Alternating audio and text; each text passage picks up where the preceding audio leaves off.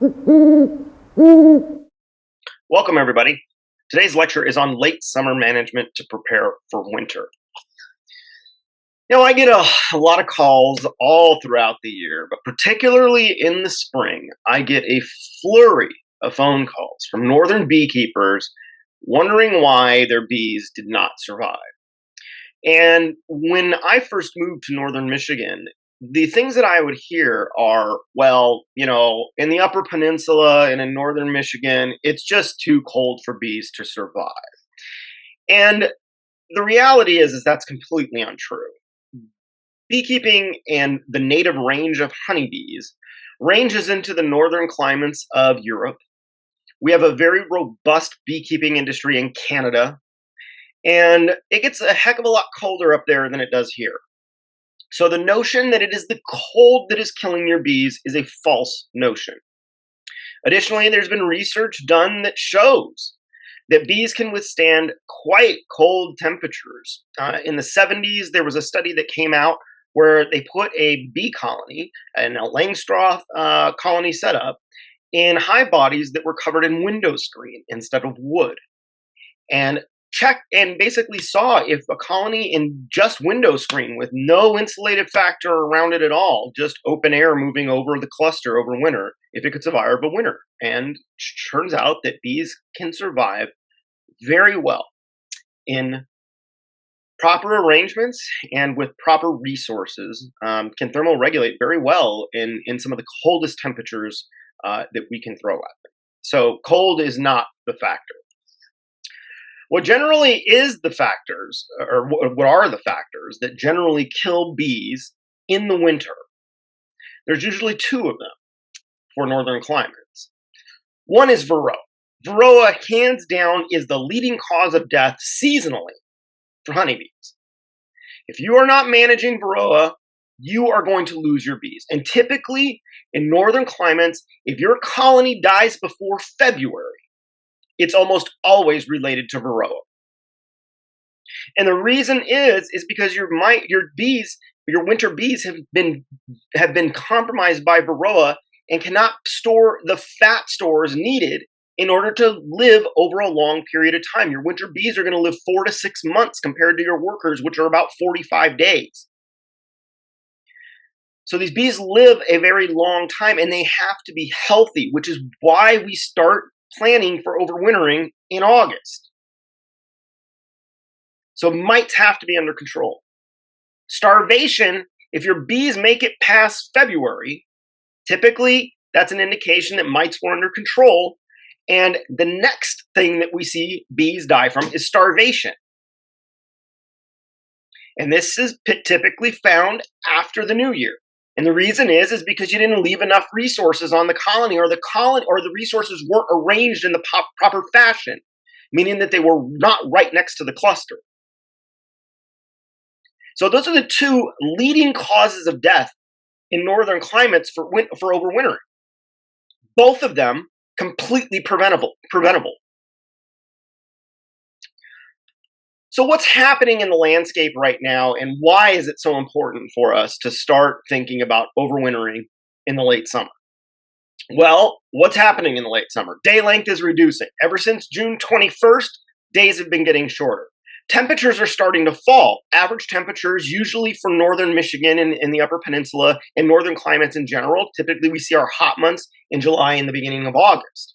And so as we go through August and enter in September, we are going to see temperatures falling. Resources are becoming more scarce. As we exit July, which is typically our big honey flow, and enter August, resources are going to start getting thinner. And so, as that happens, as these seasonal shifts occur, the priorities and the attitudes of the bees change tremendously. Honey resources and storage of honey is the top priority. And protecting that honey is paramount. And so we see the temperament of bees start to change over the course of the month of August, typically in northern climates. And your calm, easy to be around bee colony that you may have been working in a t-shirt all summer is now going to be aggressive even if you get near. because they're protecting against robbers. This is the time of the year when people get stung when they're not even working hives. You could be just walking past your beehives, which you normally do all the time during the regular part of the season. And now that we get into the end of the season, your bees are going to start tagging you while you're walking even past them. So priorities change tremendously. Brood is also shifting. And so your brood that's being put on starting in the month of August is not summer bees. These are your winter bees, and that's why it's so important that everything is under control as far as mite management is concerned, and that you're working with healthy colonies this time of the year, because unhealthy colonies and colonies compromised by high varroa levels, the winter bees that they're putting on are going to be compromised. And they will not be able to survive if they're under heavy varroa load through the month of August, September. If you don't have mites under control during this time, this is where you are going to lose your colony, because your winter bees will not be healthy enough to be able to make it even through a portion of the winter when they're compromised by mites. So, what is your responsibility right now as a beekeeper during this time of the year? Number one is that varroa is under control. You have to ensure that this is under control right now. Not in 2 weeks, not in 3 weeks, not in a month, right now. Because if it's not under control, you will have very little chance of making it through winter, because your winter bees are going to be compromised by varroa feeding and virus transfer. You need to make sure that the colonies you are working with right now are strong and healthy. If you have been limping along little colonies all season long, and your colony is not bigger than a single box of bees, that colony has no chance in making it through winter. Strong, healthy colonies thermoregulate well. Little dinky colonies have very little chance of being able to thermoregulate in a way that's going to allow them to survive a long Michigan winter. At this point in time, it's time to cut your losses. And we'll talk about how we manage those issues and cut our losses now to ensure we're only working with the strongest and the healthiest colonies in our apiary. We have to ensure there are no queen issues. Queen issues this time of the year are devastating to beekeepers. If you lose a queen now, there is no chance that your colony can raise a queen in time to also be able to raise winter bees by this point. No chance at all. If you lose a queen, you got to get a mated queen immediately. You have no time left to mess around. In August, you literally have about 8 weeks to get your stuff together. And then we hit October. And for northern Michigan, you all know that those of us that live in northern climates, September is kind of a dicey month. We may not even have good enough weather to fly during September. And so you got to get this stuff under control. And if you think you're going to raise a queen in the late part of the season and still make it through winter, you are wrong. Don't waste your time. And so we'll talk about how we deal with these queen issues this time of the year. And then lastly, we're going to cover making sure that you have plenty of stored resources and how to actually determine that. Because understanding how much food you have on the colony is really important, because you got to leave a lot of it on in order to make it through a winter. All right, so what we're trying to do with all of this is you are trying to give your bees the best conditions for winter bee production right now. That's what we're trying to accomplish with these things. And if we can give our colony good conditions to raise winter bees, those winter bees will be very healthy as they enter winter and as they go through winter. That's how you get a colony to survive, is having healthy winter bees. All right, so let's dive in to all of these things we talked about, these 4 priority areas. Let's first start with varroa control. Number 1 priority. It's your number 1 priority. If you don't manage varroa, your bees, you may get a fluke and have a bee colony make it through a winter, but it's not going to be consistent.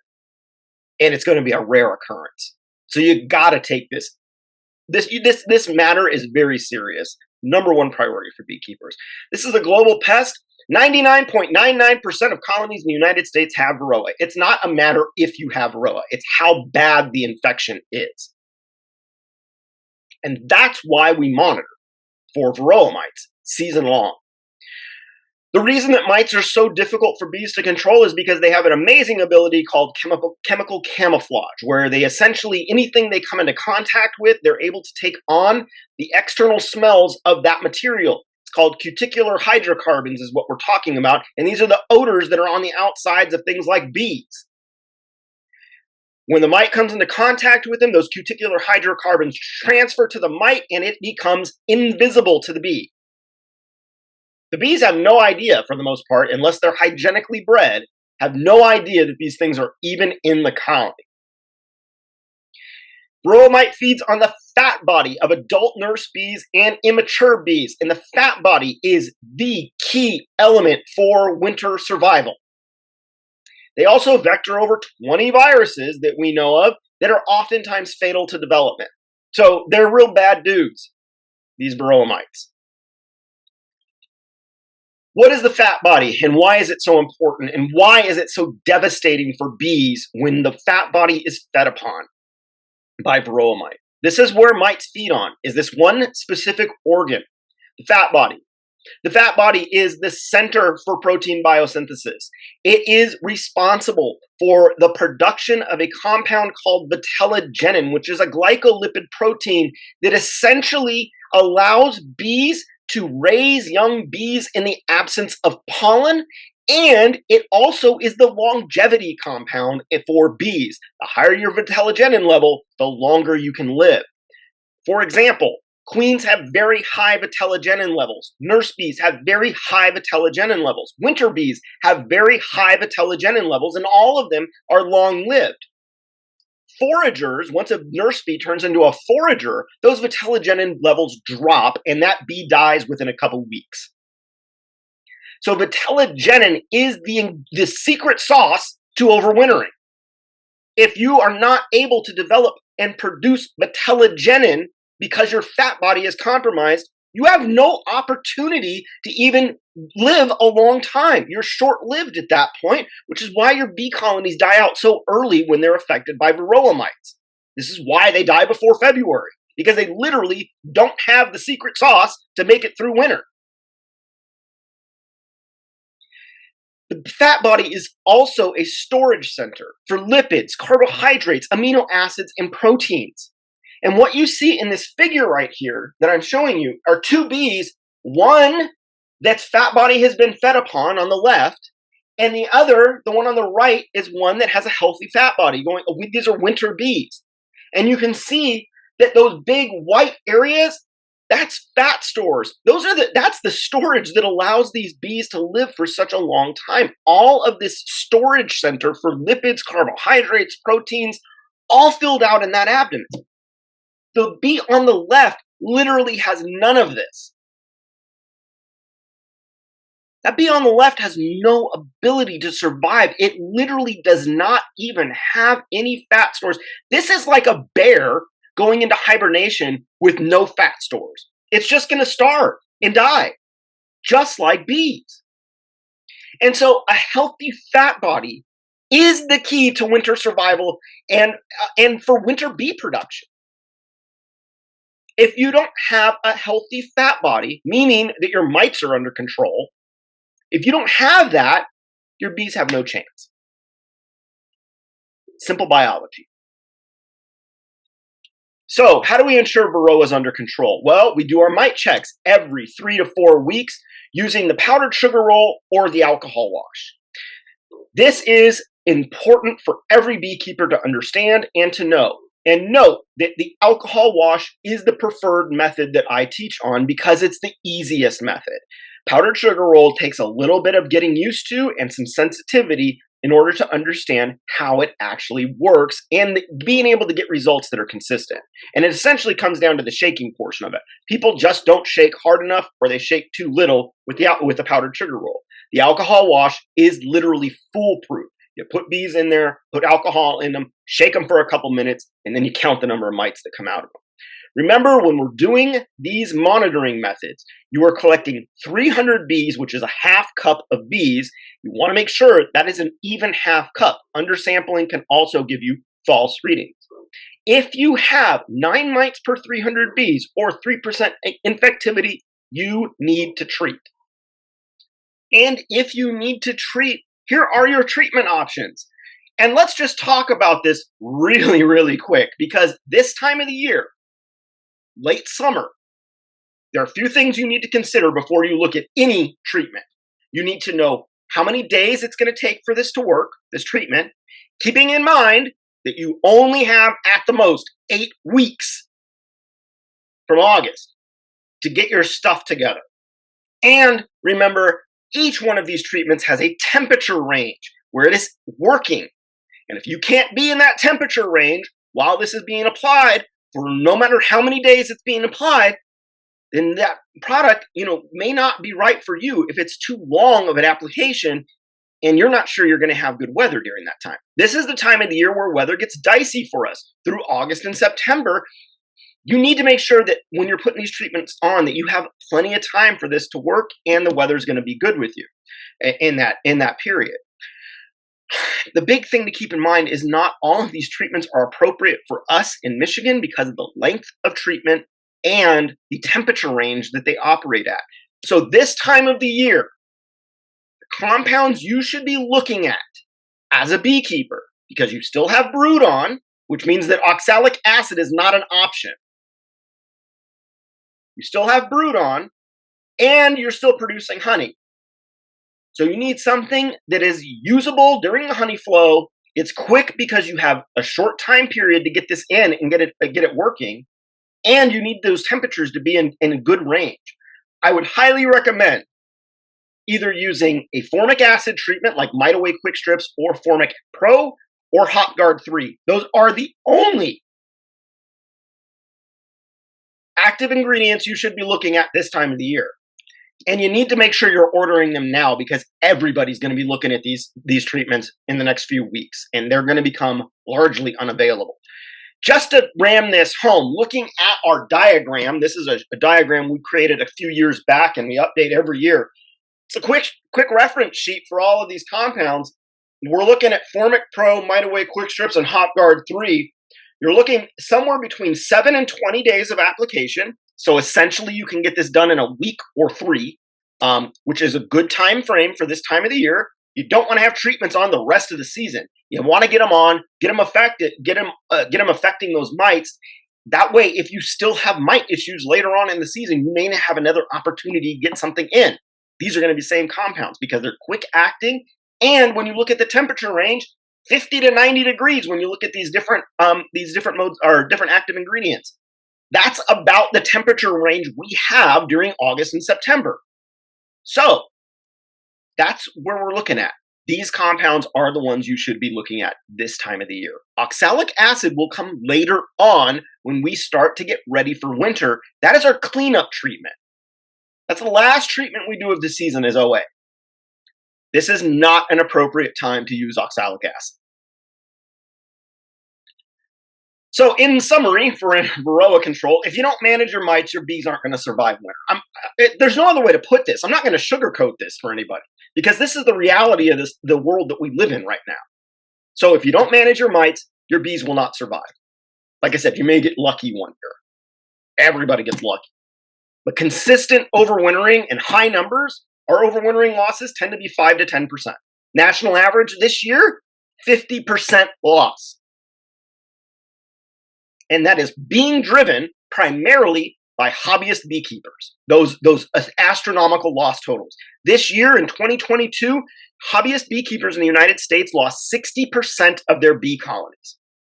Widely, that is primarily because of not managing mites and not understanding this organism. You gotta educate yourself on this stuff and you gotta take it seriously because mites will kill you every single time. All right, enough about mites. Let's talk about evaluating colony strength and health. So this time of the year, you need to be asking yourself some questions. Number one question is, how big is this colony? you need to understand, is this a colony large enough to actually make it through the winter? Larger colonies thermoregulate better during the winter. They also take more resources. So you have to understand that the bigger the colony is, the more it's going to feed on honey through the winter. So leaving little amounts of honey is not an option in the northern climates to get through winter. We got to leave an ample amount of honey. So at this point in the season, what do you want? You want at least 2 boxes very full of bees and honey being stored in a third box if you're working with first year colonies. If you're still limping along a 5-frame nuke that never expanded, that colony has no ability to make it through the winter. Now, you can overwinter single deeps, but you have to understand that if you're overwintering in a single deep, that is 1 box of bees, you need to still have plenty of resources on top as far as honey is concerned. Overwintered colonies by this point in the time of the year, colonies that are second or third or later year colonies, you should have several boxes of bees by this point, and you should have already been harvesting honey off of those colonies. If you're struggling to get an overwintered colony to build out this year, maybe your queen's kind of reached the end of her life. So keep this in mind. You need to, at this point in time, these colonies should be well developed out. Even first year colonies should be well developed out. The only colonies that we have in our apiary right now that are less than what I'm telling you here are colonies that we use for education, specifically for our late season management workshop, because I'm going to show folks how to combine those colonies. And that's really the solution when you're dealing with dinky colonies, is you got to combine them with a queen right colony. That is looking good and can make it through the winter. So when we're evaluating colonies for strength and health, we're looking at the number of bees that are in a colony. So, does it have enough bees to actually make it through the winter? We're also going to be looking at the health of the colony in general. What you see on the left-hand screen here, on the left-hand picture here, is a healthy open brood frame. What you see on the right is an unhealthy brood frame. The difference between the two is, and this is, simple diagnostics, all of you should understand by this time that anything that does not look like a C-shaped white larva in bright white food, if it's discolored, it is unhealthy. And if you see things like in the right side over here, where you have larvae that are slumped and kind of melting down to the bottoms of these cells, that's an unhealthy colony. You got to get that thing taken care of now. Trying to limp along a colony that's dealing with something like European foul brood, which we see in the right picture, that colony's now at this point been unhealthy all summer. You got to take some evasive action and do something. And at this point in time, if you're still dealing with colonies with European foul brood, likely your result is going to be you're going to have to shake those bees out onto new equipment, or just combine them with another colony and get rid of that food that has those bacterial spores in it. Which is where European foul brood resides, is in the pollen. So that is something you need to get under control now. Don't try to limp this along any longer. You will not be able to fix it at this point if you wait any longer. You got to get this fixed now. Another one that, to look out for that's much more rare, but, something that I always like to show people is American foul brood. Sunken caps is a typical one that we see associated with that. You can see that these cells are being chewed open. This is a situation that if you've got this in your yard, you need to just euthanize the entire colony and burn all the equipment, because this has the ability to transfer to your other hives, which is going to limit your survivability, because now you're dealing with the worst pathogen that we have in the beekeeping industry.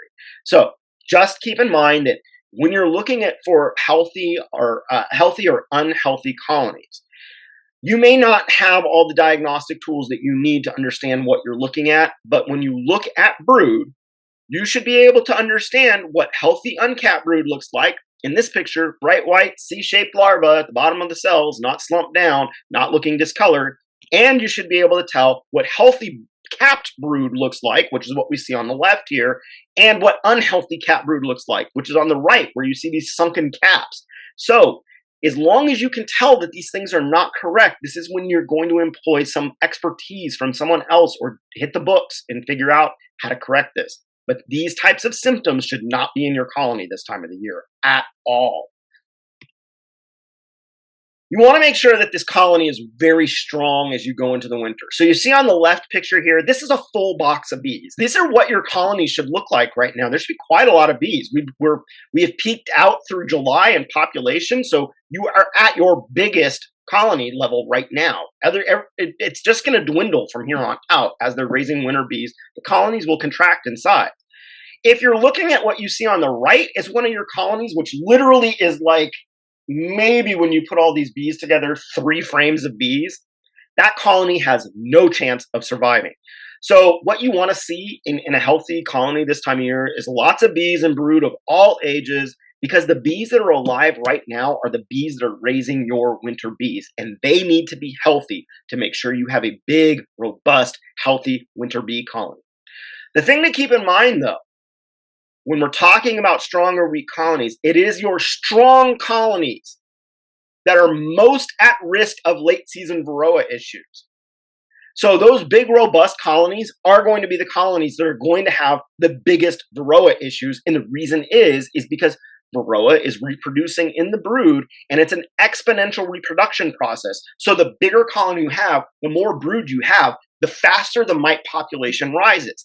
And August is the month in northern Michigan in the Upper Peninsula where mite levels are going to peak, where we're going to be at our highest level of mites in the season, August and September, because their growth rate is correlated to it being a parasite.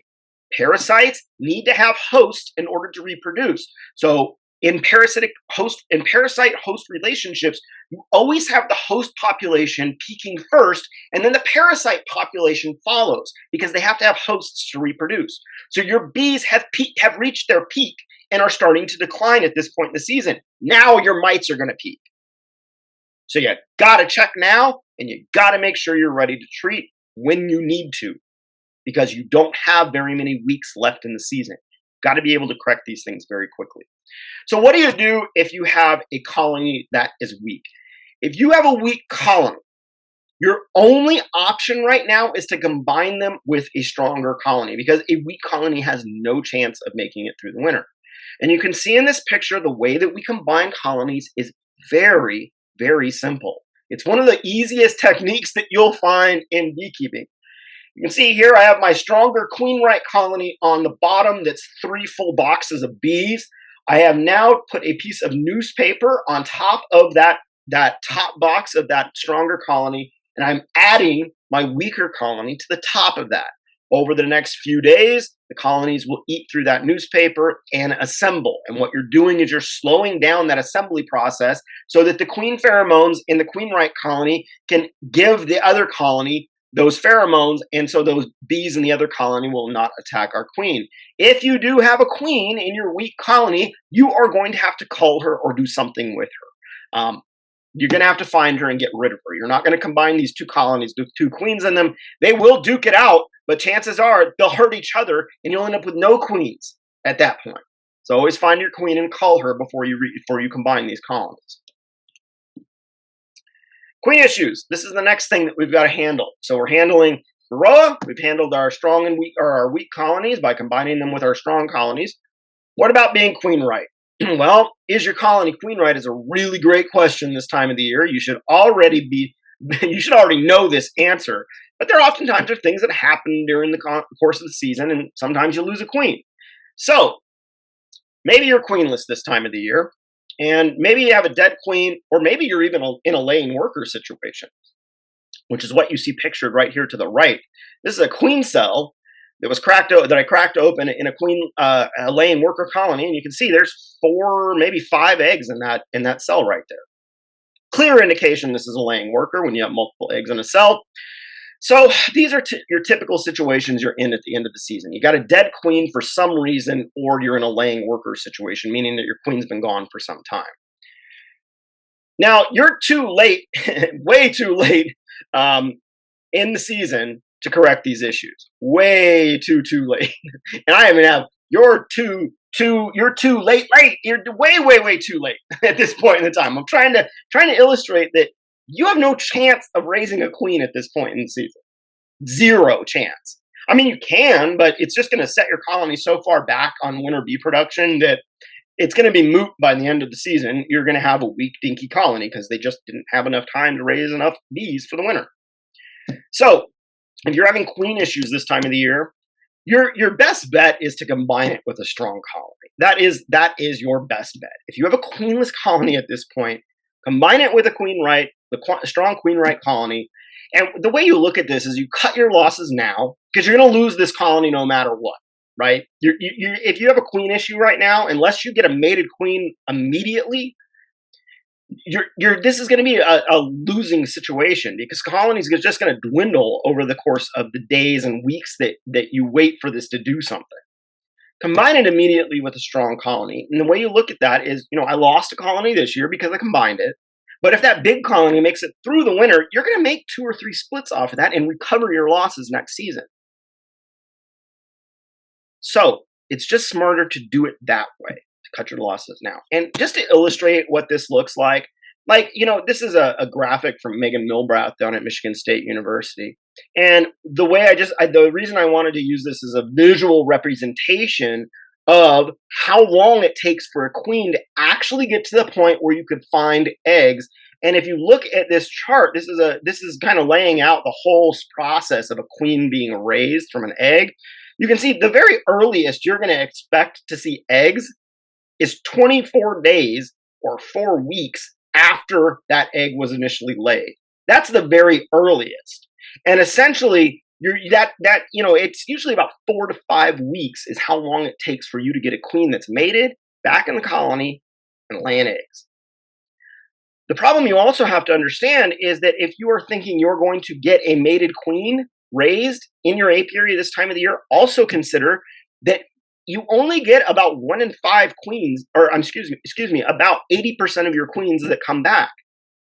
1 in 5 of them is going to get picked off by a predator in the landscape when it's on its mating flight. So there's also that. You have a 20% chance that this doesn't even work out, you raising a queen, and then you're going to have to combine them anyways, and now you've lost a bunch of time. Cut your losses, combine your queens now, or combine your colonies now if they're queenless. But maybe you're not queenless. And this really is more of the consistency that I see. So this time of the year, there's also things that make people feel like they're queenless when they're actually not. One of those things is being nectar bound. You've just gone through the hardest part of the season as far as nectar flow coming in. And if you weren't harvesting or managing space, maybe you're nectar bound and now the queens just kind of stopped laying for the most part. You'll see a few eggs here and there where there's open cells. But if that brood chamber is backfilled with honey this time of the year, that may look like a queenless situation to you when in actuality, it's just a space situation. You just need to add some space so that she has some places to lay. Supersedure and swarming. So swarming does happen in the late season, primarily because of colonies that get nectar bound and things like that. And you get a late season swarm. That's a terrible situation to be in because now you've lost your queen and half your bees, and now your colony's trying to raise a new queen. That's a tough situation to be in. Maybe you're also experiencing a supersedure or something, they're replacing a queen, a natural replacement process. Terrible time of the year to do it for you as a beekeeper and for the colony. So if you're in a situation where you're nectar bound and you still have a queen, if you see her in there, you need to add space. Drawn comb is empty. You got to extract some honey to make that drawn comb happen. Do it. And then the other situation is if you're seeing a swarm or a supersedure this time of the year, those are tough situations. You need to get queens. Mated queens are what you need, or you're going to have to combine that colony with the queen right colony. Because again, raising a queen this time of the year is a super big gamble. All right, let's talk about resources now. We've discussed our queen issues. Let's go into the resource part of this and how critical honey is for overwintering. All right, so thermoregulation is how bees stay warm during the winter. And this graphic that you see here from Owen in 1971 lays it out really beautifully. What you're looking at here in this graphic is you're looking at a bee colony. So we have our bottom board here. You have your hive bodies here. We've got 3 in this figure here. And what this figure is showing, this is in February, so the colonies moved up feeding on honey stores, which is how it thermoregulates.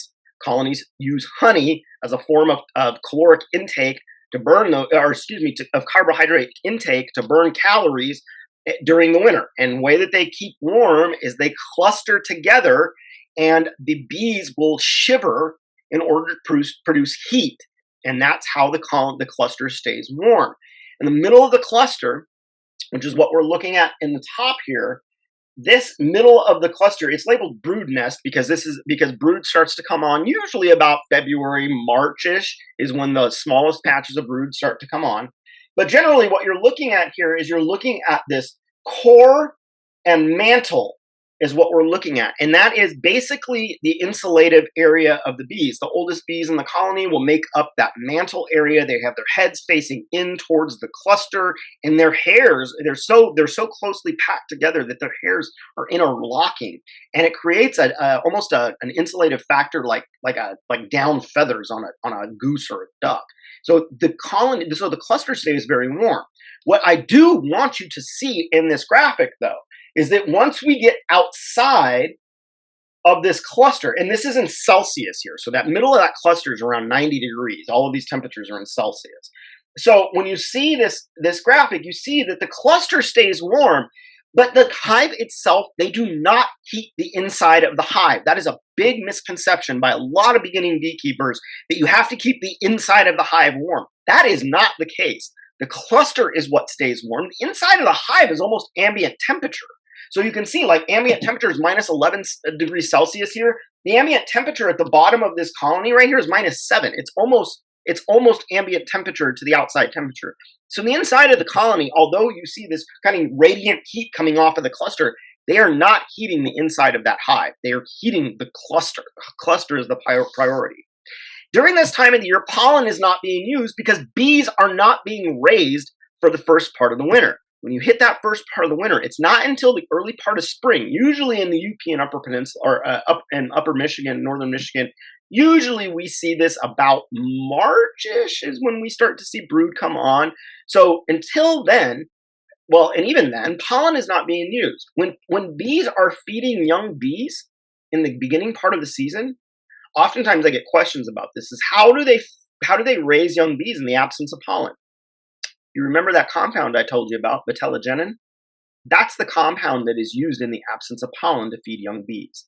And so your winter bees need to have high stores of vitellogenin in order to be able to even raise young bees. So not only is it what allows them to live a long period of time, your winter bees, it's also the compound that they use to feed young bees in the absence of pollen. Very important. For UP and Northern Michigan winters, you need somewhere between 100 and 150 pounds of excess honey on your colony in order to survive the winter. You are talking about a 5 to 6 month period of no foraging. It is key that you have enough honey on there. Otherwise, if they don't have enough honey, they will freeze. And what you'll see is at the end of the season, you'll have a ball of bees at the top box of your colony that's just balled up and dead in place. Oftentimes with their heads so far deep into the cells that all you see is butts hanging out of those frames when you pull them out, because they're trying to get the last morsels of food, last morsels of honey to try and thermoregulate. So this is where understanding your colonies and what things weigh really come into issue, because you have to be able to tell that you have 100 to 150 pounds of honey on that colony. And if you're new to this, sometimes that's a little confusing. How do I actually do that? So the way you do it is you do a little quick and dirty math.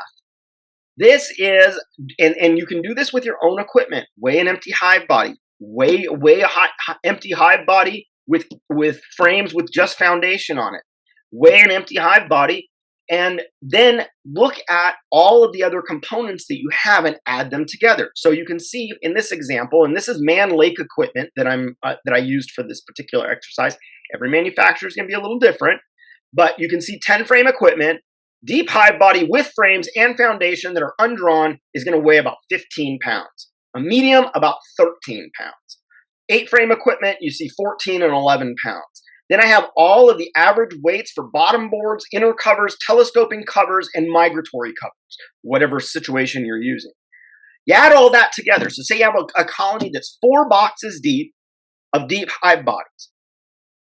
Or excuse me, let's do 2 because that'd be more of a regular overwintering situation. It'd be 2 hive bodies. And 2 hive bodies, when they're completely backfilled in their deeps, 10 frame, you're usually right around 100 to 120 pounds of honey in there when they're totally backfilled with honey. If you add this up, say our hive bodies weigh, with frames and foundation, weigh 30 pounds between the 2 of them. And then we have a bottom board, that's another 4 pounds. That's 34 pounds. Then we add an inner cover, that's 2 pounds. That's 36 pounds. And then we add a telescoping cover, that's 4 pounds. That's 40 pounds of equipment that we've got at that point on this column. 40 pounds. And the way that you can weigh this very easily, and this is, again, not an exact science, it's just to give you a round number that you can work with. You take an analog bathroom scale, you draw a line down the middle of it. Where you would stand, that line is drawn perpendicularly to how you would stand on the scale. You're going to put that right in the middle of the scale, and what you're going to do is you're going to go to the front of your colony, you're going to lift up that bottom board, make sure that the colony is ratchet strapped together before you do this. Pull up the front bottom board, you're going to slide that scale underneath it right to that line and set it down. You're going to write that number down, you're going to go around to the back, and you're going to do the same thing. Lift up the back of the colony from the bottom board, slip the scale underneath, put it on the line, weigh it. Add those 2 numbers together, that's the total weight of your colony. Subtract that from 40, which was your equipment, and that is your excess honey, about. And you want that number of excess honey to be somewhere between 100 and 150 pounds. So if you're looking at colonies right now and you can tell that they're just not storing a lot of honey, you may have a good sized colony, but maybe they just haven't put on a lot of honey this year. Maybe the weather wasn't great for foraging. I know, with many years that we have up here in the UP where, we have a wet season while the forage is out, and sometimes we just don't get a great honey flow because of conditions.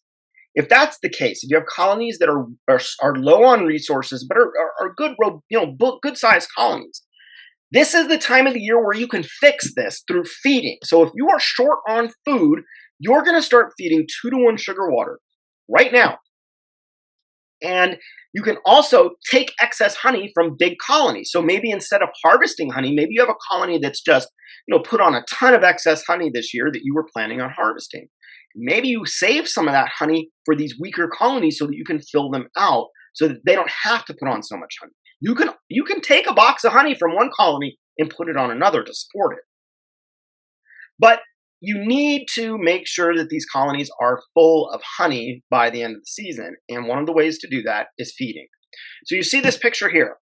Feeding, you can feed in many different ways with many different contraptions that are available online and through bee supply companies. I use quart mason jars because they're everywhere when you're canning, and they do have a life for canning, and they then get repurposed for feeders. These feeders just have small holes in the top of them, typically a 16th-inch drill bit, about 10 holes in each one. And what I do is I put an empty hive body. The nice thing also about these quart mason jars is they will fit in in a medium hive body, a 6 5/8 hive body. So you can see here what I do with my colonies that I'm feeding this time of the year. I put an empty hive body on top, and then I just load it up with quart mason jars. This is a gallon of feed right here on this with 4 quart mason jars. And I just keep those filled through the rest of the season. I'm not going to harvest honey off of these colonies that I'm feeding this time of the year. This is specifically to get them to put on weight so that they can make it through the winter, because they're storing this 2-to-1 like they would store honey. So if you are short on food, you need to start feeding now. There should be quite a lot of honey on your colonies right now. And if there's just not, goldenrod is not going to save you in September, let me tell you, because that's a very infrequent forage source that we get to take advantage of in northern Michigan. By the time goldenrod's coming on, weather can be pretty crappy. And so don't roll the dice on that. Start feeding now if you feel like your colony's a little light. and you will have plenty of time to get them to put weight if you start now. All right, remember for sugar recipes, sugar weighs about the same as water by volume. So when we're talking 1 to 1, we're talking volume by volume. So 1 gallon of sugar water to 1 gallon of sugar to 1 gallon of water is a 1 to 1 ratio. So if we're doing two, it's going to be 2 parts sugar, 1 part water. Now, for syrup season or syrup recipes for the season, this is why we use these different recipes throughout the season. Spring and summer, June kind of through August. If you have a colony you're trying to build out all season, this is to stimulate egg laying, to help draw comb for feeding brood. The fall feeding, August through October, this is for adding weight to colonies and increasing winter stores. No, I say add weight to bees. We're not adding weight physically to the individual bees. We're adding weight to the bee colony through increasing those winter stores by feeding them 2 to 1 sugar water. So you can augment this very easily if you start early enough. And even a colony that has limited stores but is a nice, healthy colony, you can put on enough weight to get them through the winter if you start in August. But if you wait, that's just not going to be the case. This time is on your side right now, so take advantage. So in summary for this lecture, basic ways late season management wise to make sure you are in good shape going into September and the winter. You got to ensure varroa is under control. Number one.